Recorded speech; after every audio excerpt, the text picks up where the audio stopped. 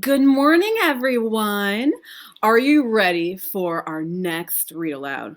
Charlie and the Chocolate Factory, as promised. Now, if you remember, we read a Roald Dahl book already before, Matilda. So we know a little bit about his stories and the fact that they are filled with really interesting characters, usually a little bit of magic, and usually a bit of chaos as well. So I know you're going to enjoy this story, especially if you've seen either of the movies Charlie and the Chocolate Factory, the Tim Burton version, or the original Willy Wonka and the Chocolate Factory musical film. I'm sure many of you have seen this before. So we're going to get started with chapter 1, which is called Here Comes Charlie. Okay, let's get ready for some voices, friends. These two very old people are the father and mother of Mr. Bucket. Their names are Grandpa Joe and Grandma Josephine. And these two very old people are the father and mother of Mrs. Bucket. Their names are Grandpa George and Grandma Georgina. This is Mr. Bucket. This is Mrs. Bucket. And friends, I'm just bringing up a picture of our friends here. We have the buckets all in this photo up here that you can see, or drawing, as we might say. Let me continue. Mr. and Mrs. Bucket have a small boy whose name is Charlie. This is Charlie in the center of the picture right there. How do you do? And how do you do? And how do you do again? He is pleased to meet you. The whole of this family, the 6 grown-ups, count them, and little Charlie Bucket live together in a small wooden house on the edge of a great town. The house wasn't nearly large enough for so many people, and life was extremely uncomfortable for them all. There were only 2 rooms in the place altogether, and there was only one bed.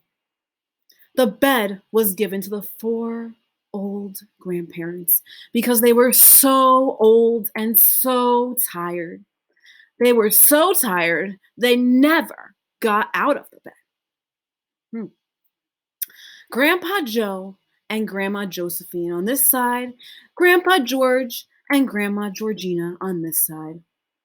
Mr. and Mrs. Bucket and little Charlie Bucket slept in the other room upon mattresses on the floor. In the summertime, this wasn't too bad, but in the winter, freezing cold draughts blew across the floor all night long, and it was awful. There wasn't any question of them being able to buy a better house, or even one more bed to sleep in. They were far too poor for that. Mrs. Bucket was the only person in the family with a job. Oh, Mr. Bucket, I apologize. He worked in a toothpaste factory where he sat all day long at a bench and screwed the little caps on to the tops of the tubes of toothpaste after the tubes had been filled. But a toothpaste cap screwer is never paid very much money, and poor Mr. Bucket, however hard he worked, and however fast he screwed on the caps, was never able to make enough to buy 1/2 of the things that so large a family needed. There wasn't even enough money to buy proper food for them all. The only meals they could afford were bread and margarine, which is like a form of butter, for breakfast, boiled potatoes and cabbage for lunch, and cabbage soup for supper. Sundays were a bit better. They all looked forward to Sundays because then, although they had exactly the same thing, everyone was allowed a second helping. That, my friends, is a lot of cabbage. The Buckets, of course, didn't starve, but every one of them, the 2 old grandfathers and the 2 old grandmothers, Charlie's father, Charlie's mother, and especially little Charlie himself, went about from morning till night with a horrible empty feeling in their tummies. Charlie felt it worst of all, and although his father and mother often went without their own share of lunch or supper so that they could give it to him, it still wasn't nearly enough for a growing boy. He desperately wanted something more filling and satisfying than a cabbage and cabbage soup. The one thing he longed for more than anything else in the world was chocolate.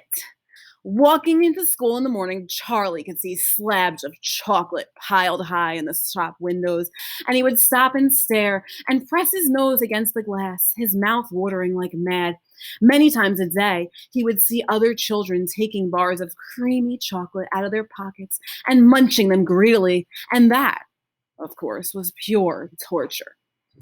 Only once a year, on his birthday, did Charlie Bucket ever get to taste a bit of chocolate. The whole family saved up their money for that special occasion. And when the great day arrived, Charlie was always presented with one small chocolate bar to eat all by himself. And each time he received it, on those marvelous birthday mornings, he would place it carefully in a small wooden box that he owned and treasure it as though it were a bar of solid gold.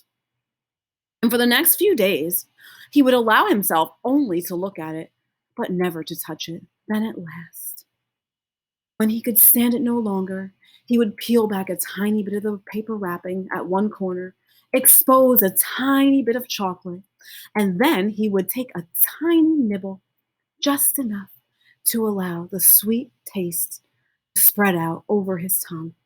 I need to nibble my chocolate bar now. Excuse me.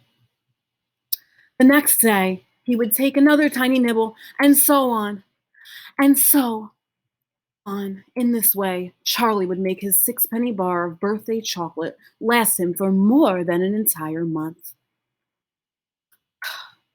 But I haven't yet told you about the one thing that tortured little Charlie, the lover of chocolate, more than anything else. The thing for him was far, far worse than seeing slabs of chocolate in shop windows or watching other children munching their bars of creamy chocolate right in front of him. It was the most terrible thing you could imagine, and it was this. In the town itself, actually within sight of the house in which Charlie lived, there was an enormous chocolate factory. Just imagine that.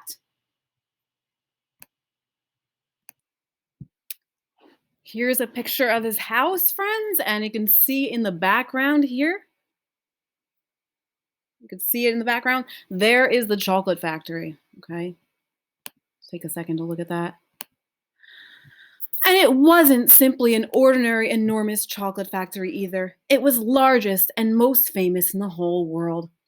It was a Wonka's factory, owned by a man called Mr. Willy Wonka, the greatest inventor and maker of chocolates that there has ever been. And what a tremendous, marvelous place it was. It had huge iron gates leading into it, and a high wall surrounding it, and smoke belching from its chimneys, and strange whizzing sounds coming from deep inside it.